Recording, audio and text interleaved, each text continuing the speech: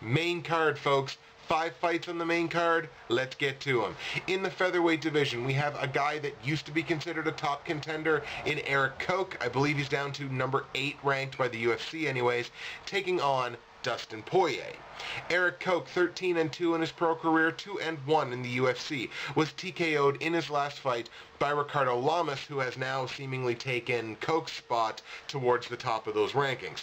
That snapped a 4-fight win streak for Erik Koch. 10 of his 13 pro wins have been finishes, 3 knockouts and 7 submissions, a Taekwondo black belt with, guess who? Team Rufus sport. So again, another Duke Rufus fighter. Great stand-up, great clinch striking, and an 81% takedown defense. Anything over 65 to 70 is really, really good. So 81%, Koch's got great takedown defense. Dustin Poirier, 13-3 on his pro career, more UFC experience than Koch, with a 5-2 record in the promotion. Was decisioned by Cub Swanson in his last fight. 11 of his 13 pro wins have been finishes, 5 knockouts, 6 submissions. He is only 2-2 when the fight goes the distance, but goes into this fight with a 3-inch reach advantage. Really solid and active grappler. He's also got good stand-up striking as well. So Koch's got to be worried, because wherever this fight goes, Dustin Poirier is quite capable of finishing or having the advantage wherever the fight goes.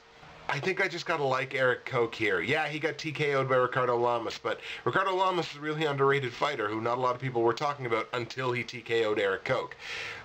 I still kind of believe in Erik Koch. I think Koch is a player in this division, so I'm going to stick with Erik Koch to beat Dustin Poirier by unanimous judges' decision. Back up to the big boys, the heavyweights, in the first of 2 heavyweight fights on this main card. Ben Rothwell taking on Brandon Vera. Now, Ben Rothwell, 32-9 on his pro career, so a wealth of experience with 41 MMA fights. However, he is only 2-3 with the big boys in the UFC. Was submitted in his last fight by Gabriel Gonzaga. He's been kind of hit and miss since 2008. This is his first time fighting twice in 1 year since then. A guy that's had injury issues and taken some time off. So it's his first time with 2 fights in the same calendar year since 2008. 29 of his 32 wins have been finishes. Let me say that again. 29 of his 32 wins have been finishes. 18 knockouts and 11 submissions. Ben Rothwell is an extremely well-rounded fighter.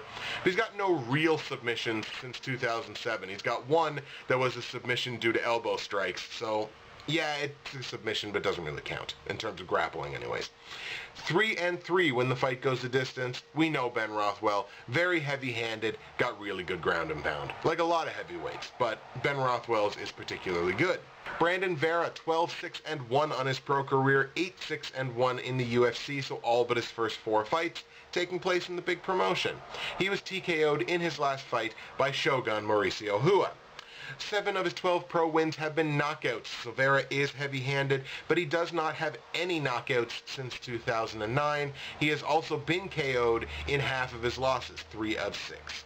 Vera is 4-3 when the fight goes the distance. Dude's a power striker. Kicks, knees, elbows, everything gets thrown with power.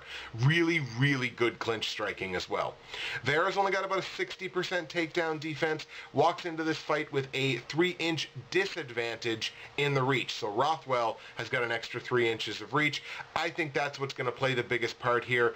Yeah, Vera's probably faster than Rothwell is, but that 3 inches of reach I think is going to come into play where Rothwell throws a lot of strikes and throws them all very heavy.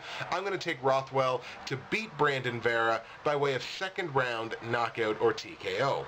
Featherweight division, perennial top contender, the guy that some people consider to be the best fighter in the UFC without a title right now. Chad Money Mendes stepping up to take the challenge of Clay Guida.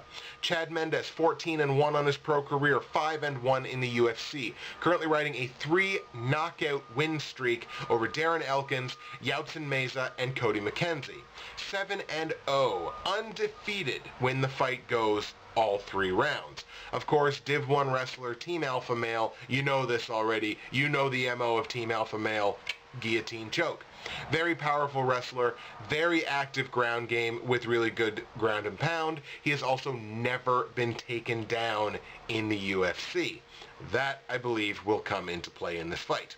Clay Guida, 30-13 on his pro career, 43 professional MMA fights, 10-6 in the UFC, with a controversial decision win over Hatsu Hayoki in his last fight.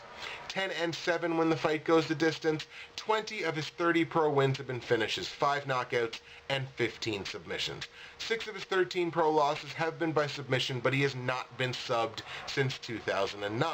With a really chaotic style, the dude's got a great chin, really good wrestling, and I consider him to be quite evasive. He avoids about 2/3 of incoming strikes and over 3 of every 4 takedown attempts against him. So we got 2 good wrestlers, 2 guys with really good takedown defense.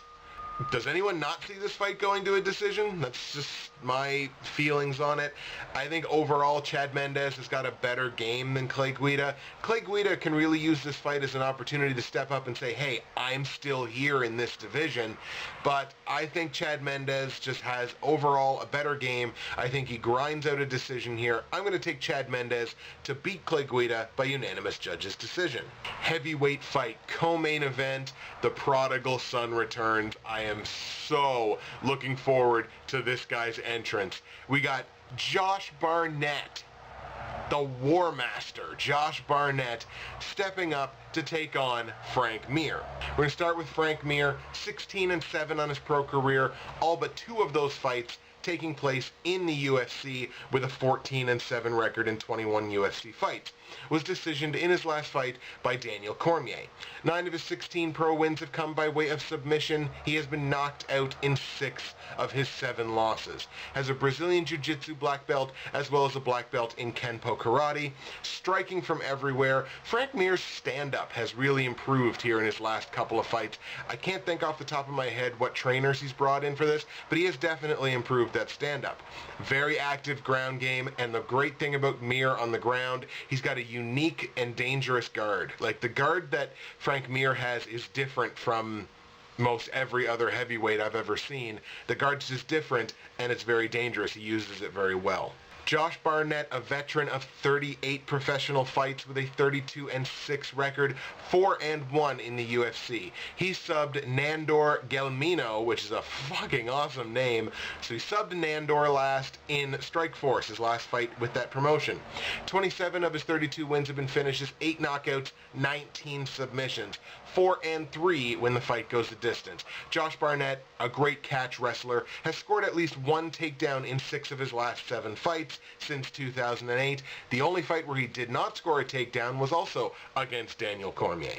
Josh Barnett doesn't care where you are, he's throwing strikes. He's throwing strikes from the top, from the bottom, standing up, in the clinch, flipping his head over capoeira style. Doesn't matter where it's from, Josh Barnett's throwing strikes. Call me a homer. I'm a huge Josh Barnett fan. I don't want to see him come back to the UFC only to lose. I got nothing against Frank Mir. Frank Mir is a guy that is still improving, and he's been in the UFC for so long, but he still improves every single time he goes out, in my estimation. I'm just really high on Josh Barnett here, so I'm going to take Josh Barnett to, in some ways, upset Frank Mir by second round knockout or TKO. And here's the main event, the fight that fight fans have been waiting for years. The rematch between Benson Henderson, the UFC Lightweight Champion, and Anthony Showtime Pettis. Ben Henderson, 19-2 in his pro career, a perfect 7-0 in the UFC. All 7 of those fights coming by way of decision. Of course, his last loss came to Anthony Pettis in the WEC.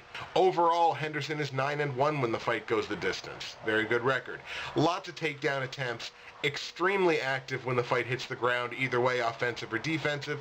Striking from everywhere. Got really good ground and pound. He avoids about 2/3 of incoming strikes and incoming takedown attempts. Anthony Showtime Pettis, 16-2, 3-1 in the UFC with a 3-fight win streak over some of the top guys in the division, including Donald Cerrone, Joe Lozon, and Jeremy Stevens. 13 of his 16 pro wins have been finishes, 7 knockouts, and 6 submissions. Both of his career losses, however, have come by way of decision. So that is something to worry about when you're in there with a guy like modern day Ben Henderson.